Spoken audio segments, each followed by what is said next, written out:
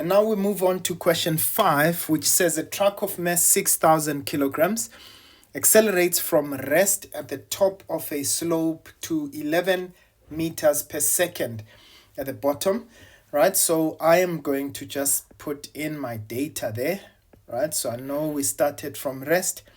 And they say to us we reach a speed of 11 meters per second at the bottom. Right, now they say the slope is 480 meters long and the truck starts 55 meters above level ground as shown in the diagram, right? So they're giving us those values over there.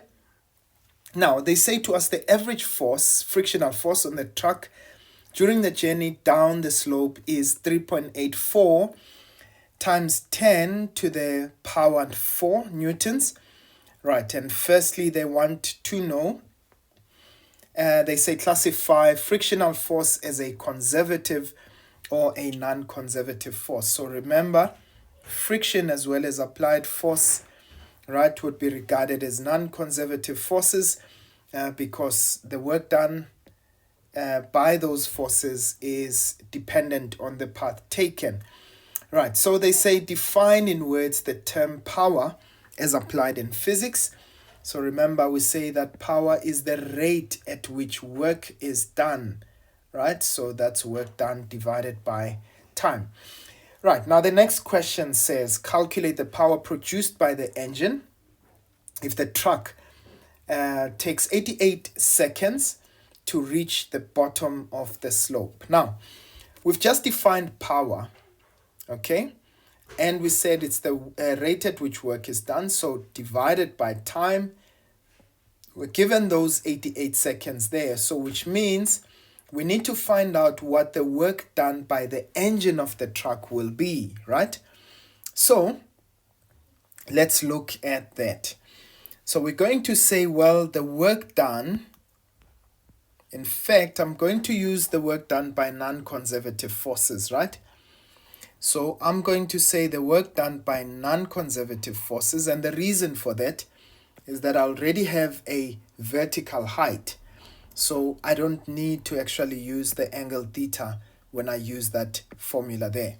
So work done by non-conservative forces is change in kinetic energy plus the change in potential energy. Okay, now let's talk about the truck. So I know I've got, remember, every time you say work done by non-conservative forces, you're saying the work done by the applied force, this time the work done by the engine of the truck, right, plus the work done by friction. Okay, this will change kinetic energy, half mv change in v squared plus mg times the change in height. Okay, right, so remember we're looking for the work done by the engine of the truck. Okay, and so we're going to say this is half mv squared, so that's half. The mass of the truck is 6,000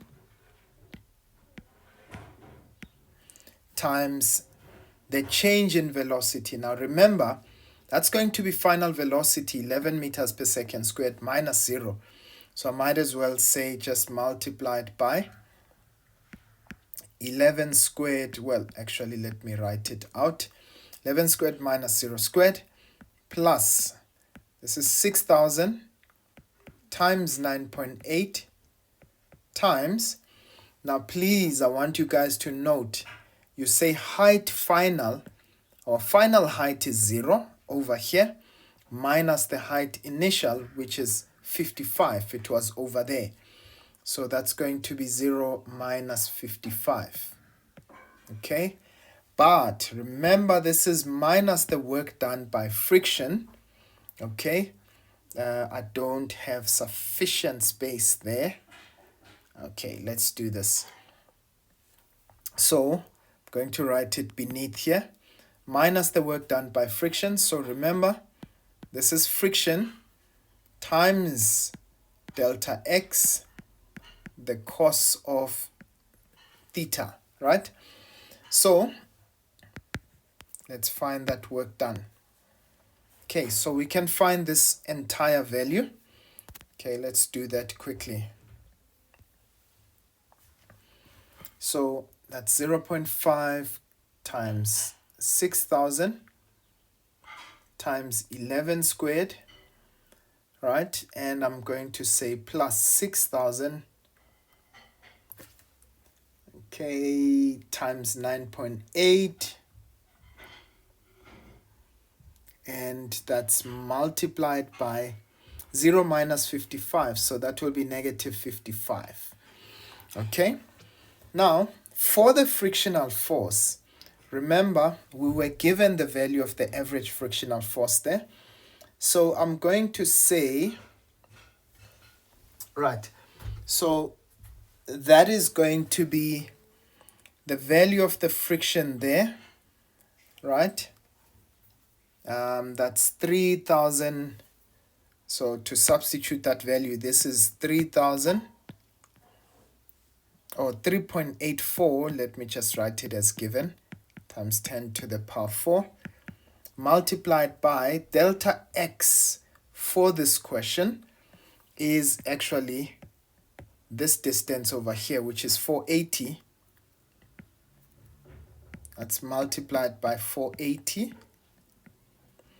The cosine, now remember we always say, right, if you're looking at any question, right, we are looking at this time around the angle between direction of motion and the force in question. And remember that frictional force always makes an angle of 180 from the desired motion, right? So the cosine of 180 degrees, right? If you don't understand what I'm talking about, please go and look at the entire video on the work energy theorem, right, on my videos. Okay, right, so that's cos of 180. So what I'm going to do, let's go back to my calculator. And so I'm going to say minus the frictional force, we said 3.84 exponent 4 multiplied by 480 meters, right, and the cosine of 180. Okay, so that's very, very important. So I find that the work done by the engine of the truck is actually equal to, so get that 15,561,000, right? So power is the work done by the engine divided by the change in time. So that's 15,561,000, and this is divided by the time taken. In this case, they told us it's 88 seconds. So this is divided by 88. Please just verify that value for me. I get a power of 176,829.55. Okay, right. Okay, so that's 176,829.55. I'm trying to squeeze in that watts there. Please remember that power is always measured in watts, right? All right, and the final part, they say to us at the bottom of the slope, the truck cannot stop and enters a gravel arrestor bed, right? They say to us the bed is 20 meters long and provides a resistance force rather of 0.35 times the weight of the truck. Okay, now remember what arrestor beds are is that, usually they'd fill them with sand or something that's going to make the truck, to stop forcefully. Okay, another design aspect of an arrestor bed is that they just make them just slightly slopey, right? So that, it has a little bit of a slope so that it can be able to stop the truck. But in this case, they've taken an arrestor bed that is flat. Okay, so think about it. The only thing that's going to be working on the truck here is actually frictional force that's going to be opposing the truck, right? So we want to find out in this case, what is the value of that frictional force? So firstly, that friction will be equal to, they said it is 0.535 multiplied by the weight of the truck. Okay, so the truck is 6,000 times 9.8. Right, so let's find out what the value of friction is there. Okay, so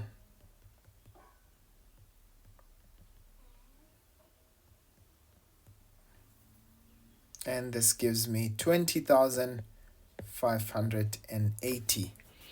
Right, and that's in newtons, right? But now they wanted to find out if the arrestor bed is long enough for the truck to stop. So I am going to actually find out what is the distance that would be required for the truck to stop. Okay, so I'm going to say, well, the network done is going to change kinetic energy. Okay, so if I take the network done, that's going to be friction times delta x, the cos of angle theta, right? So let me say friction, okay, times delta x, the cos of theta. That's going to give us half m, that's Vf squared minus Vi squared. So if I look at this frictional force, apologies there, ladies and gents, that I've written it in just a clumsy way, times delta x. So my frictional force value is the one that I have there, that's 20,580. But I'm looking for the distance that will be required for me to stop, right? Multiplied by the cosine, and remember friction is always at 180 degrees, right? It opposes the motion. So this is a half of 6,000 multiplied by. Now final velocity must be 0, right? And our initial velocity, remember, was 11, right? That's from that point there, okay, at the bottom of the slope. And so let's find out what the distance is. I'm going to say, right, so 20,580 times cos of 180 gives us a negative, okay, 20,580 delta x, okay, and this is on the other side. We've got 0.5 times 6,000, okay, times negative 11 squared, okay. Right, so we get negative 363,000, and of course I'm going to take that amount and divide it by negative 20,580. Okay, so I get a distance, so my delta x value will be 17.64 meters. So that is the stopping distance that is required. And of course, because we're given a stopping distance, a distance of 20 meters, definitely the truck will be able to stop. Okay, so we can say, therefore, the truck will be able to stop on time, né? All right, there we go, ladies and gents. I hope that you understood this. Work energy and power can really become a breeze if you understand what you are doing. All right, and please continue to practice. And if you have not watched my videos on work energy and power, please do so. Right, I'll see you guys when we do the next question.